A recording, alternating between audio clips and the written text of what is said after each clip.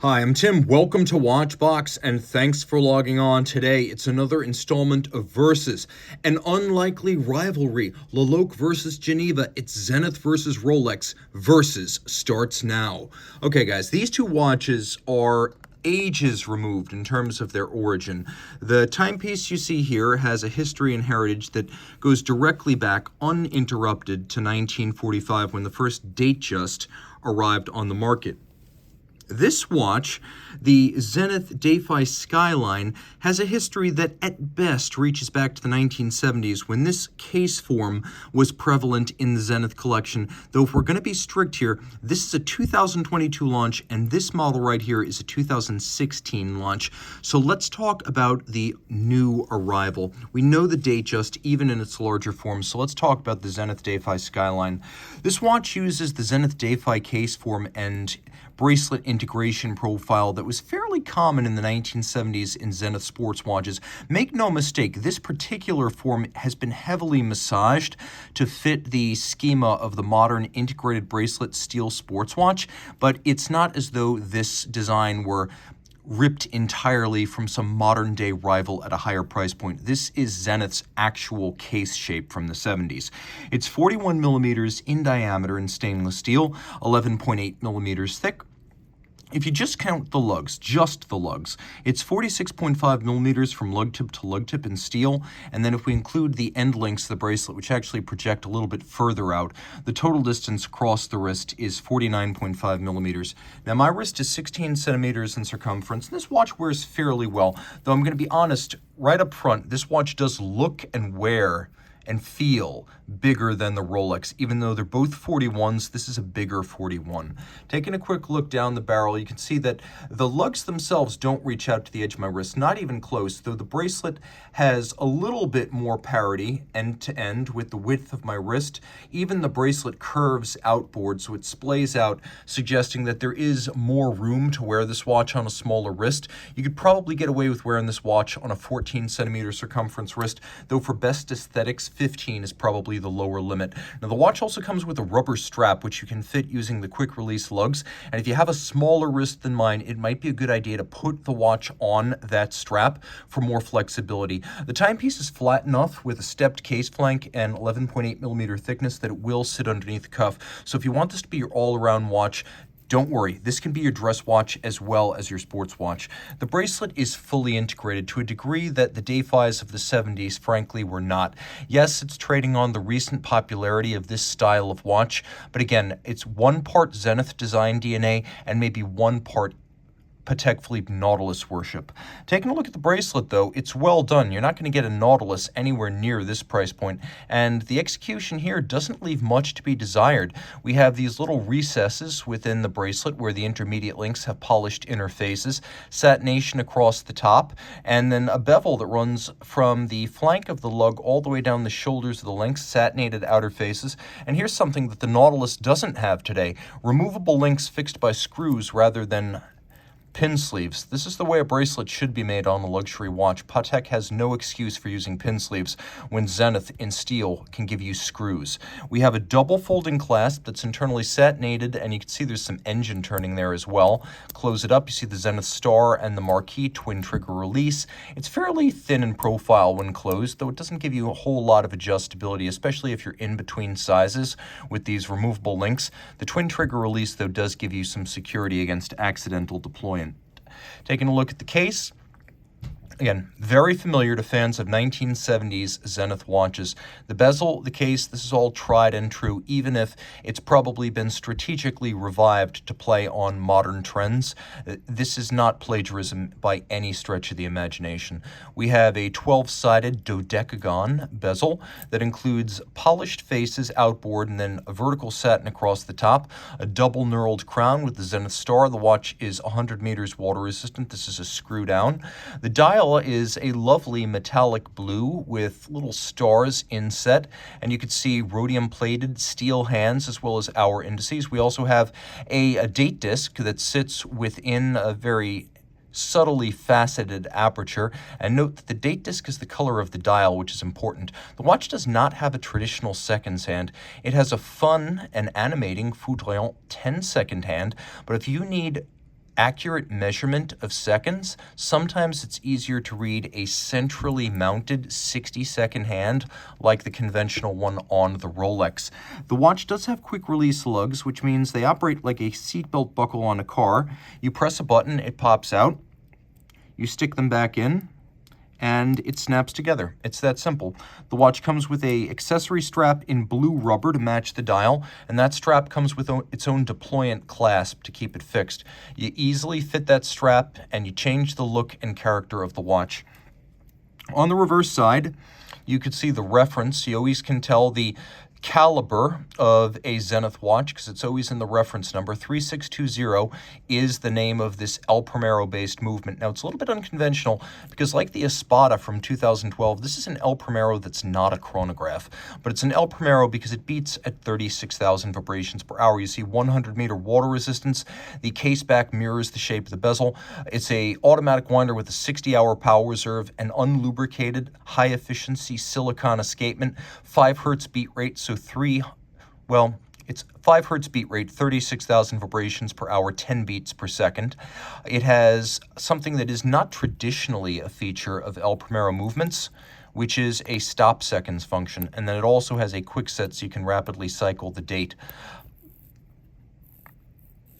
All of that, it pivots on 26 jewels. It is an accomplished and handsome movement, and one that you can see, as the Rolex has no comparable sapphire display case back to illuminate your understanding of caliber 3235. But the Rolex has a lot to offer. Let's talk about what the Rolex has to offer. First, although they're both 41s, the Rolex is more compact.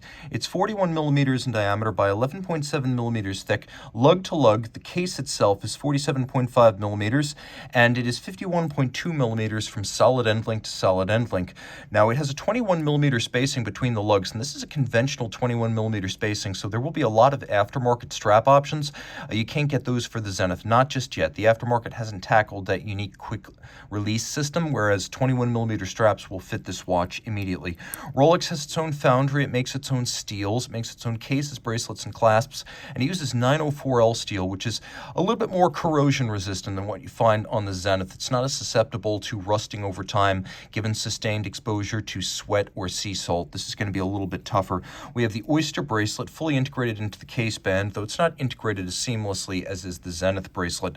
And it is tapered, but it's also not as nicely finished as the Zenith bracelet. Polished outer faces, polished centers, satin finished shoulders. There's no real beveling or nuance to the way the bracelet is decorated or made, though it has removable links fixed by screws. Again, that feature that I love to see on expensive watch bracelets, though the clasp makes up for a lot. Internally, the clasp is finished nicer than the Zenith. It also feels more durable, and you can see that it has more adjustability as there is an easy link 5mm tool-free adjustment, and then inside the clasp there are 3 little drilled divots. So there's a spring bar in there. You can use a strap tool to change the anchoring point in those 3 divots, and then you've got the snap-in, snap-out 5mm adjustment of easy link. So between the quality of the finishing, the thickness of the steel, and the multiple degrees of adjustment, this clasp is better than the Zenith's. The watch is theoretically the same size and theoretically only 1/10 of a millimeter thinner, but somehow when you put these two watches sapphire to sapphire, you can see that the Zenith looks a lot bigger and bulkier. Both of them are 100 meters water resistant. This one has the famed twin lock Oyster screw down crown, dark rhodium dial, whereas the Zenith features hands and indices in rhodium plated steel. Here the only rhodium is on the dial to create the color gray. The hands, the crown, and the indices are actually made of white gold. We have a Cyclops eye, which is a little bit bulky, and then we have a date disc that is inexplicably not the color of the dial, so advantage Zenith. Underneath the case back, we have Rolex caliber 3235. It's an automatic winder with 70-hour power reserve, 4 hertz beat rate, 31 pivot jewels. It's got stop seconds, a quick set date. It has a full balance bridge with a free sprung balance, which makes it very shock tolerant. It has an overcoil hairspring, so it keeps consistent time in any position, and it's got a blue oxidized niobium zirconium zirconium hairspring that, although technically made of metal, makes this watch almost entirely amagnetic, a feature that the Zenith does not have. The movement also goes through the COSC chronometer test, gets cased up at Rolex, tested in 6 positions to run no worse than -2 + 2 seconds per 24 hours.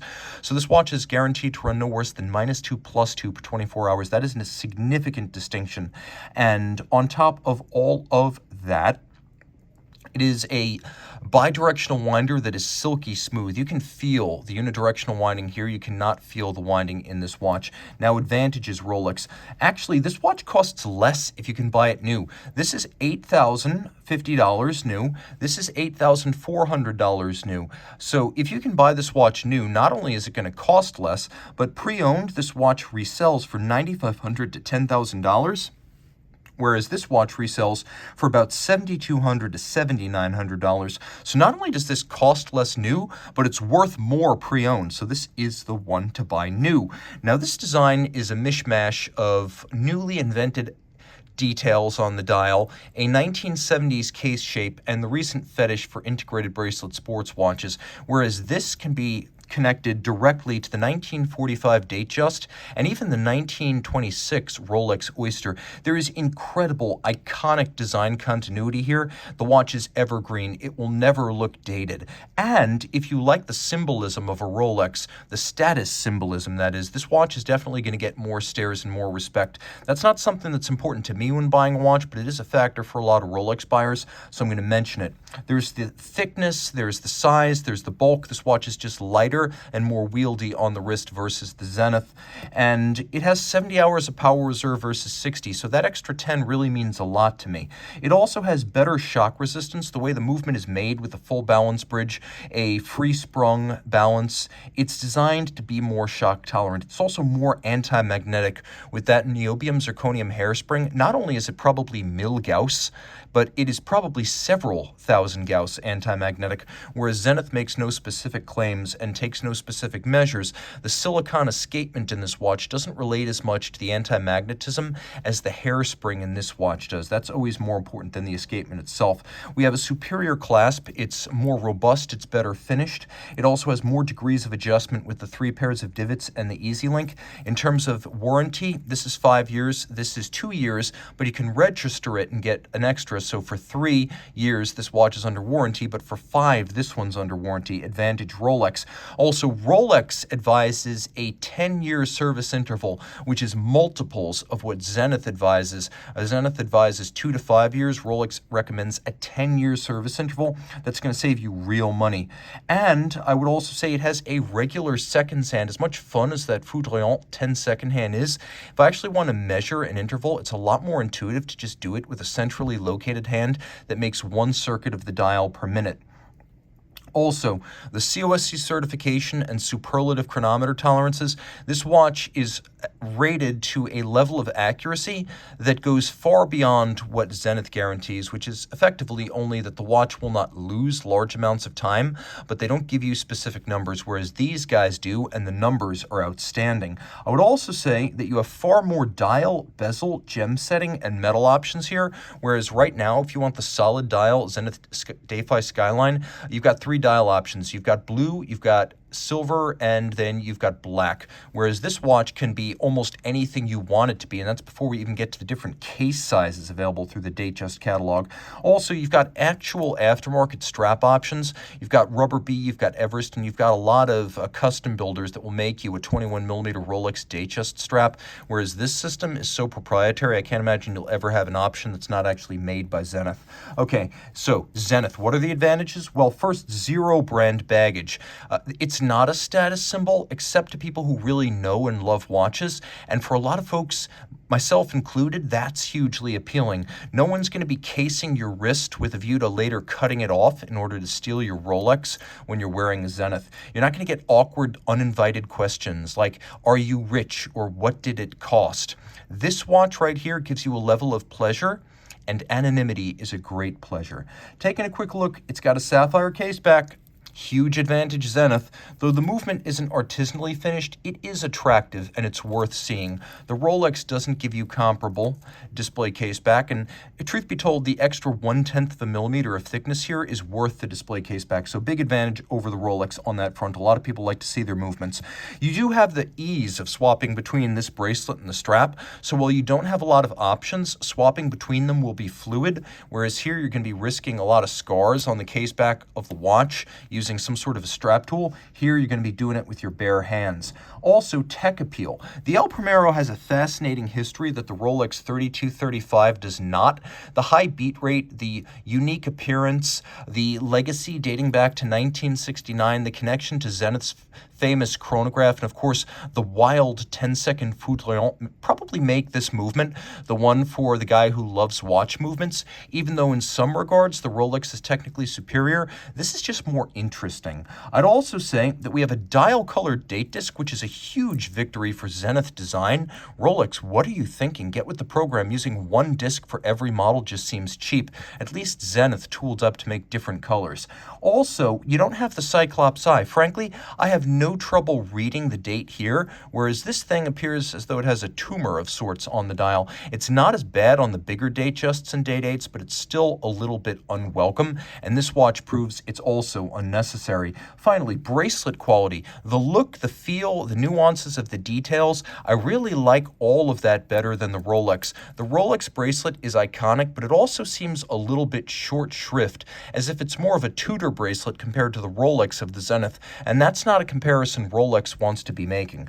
Also, I would say that this watch may offer great alternative to the likes of a Royal Oak or a Nautilus or a Vacheron Overseas. So in terms of look and features, it punches hugely above its weight. The real comparison here might not be a comparably priced and sized Rolex, but a high horology watch that costs ridiculous multiples of what Zenith is actually asking for this Defy Skyline. So on that basis, a huge win for Zenith from a value standpoint. So which one of these would I want? Well, to be perfectly honest, the Rolex. The tech specs of the movement, the superior magnetism resistance, shock resistance, the extra 2 years of warranty, everything about this movement to me is superior, with the sole exception of the lack of a foudroyant. I love having a constant seconds display that I can actually understand. I love the fact that it gives me longer legs, so if I put it down for an extra 10 hours, it's not going to stop versus the Zenith.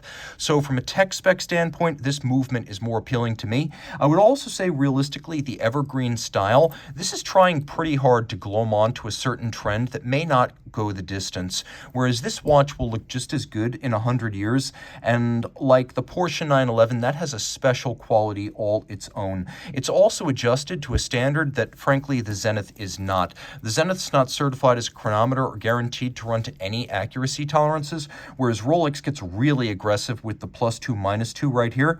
I would also say the ability to fit an Everest or a Rubber B is hugely appealing. New strap, new watch, different look. That can be really refreshing sometimes when a new watch isn't in the budget. This will give you that kind of flexibility, and the Zenith will not. And just everything about this dial, even though I don't love the Cyclops eye, I love the dark Rhodium. I love the quality of the sunburst and the subtlety of the grain. I love the details, the fluting down the center of the baton-style hands, the use of white gold rather than rhodium-plated steel. So on a qualitative basis, on the basis of its long-lived style that will never get old, on the basis of its accuracy, its movement tech specs, the superior warranty, and the fact that Rolex says 10-year service intervals are acceptable, whereas with Zenith it's about 2 to 5. That makes the Datejust 41 my choice. The one change I'd make is I would go with the green chevron dial as opposed to the Rhodium dial right here. But in every other regard, the Rolex is the watch for me. Guys, let me know in the description below which of these two would you rather put on your wrist.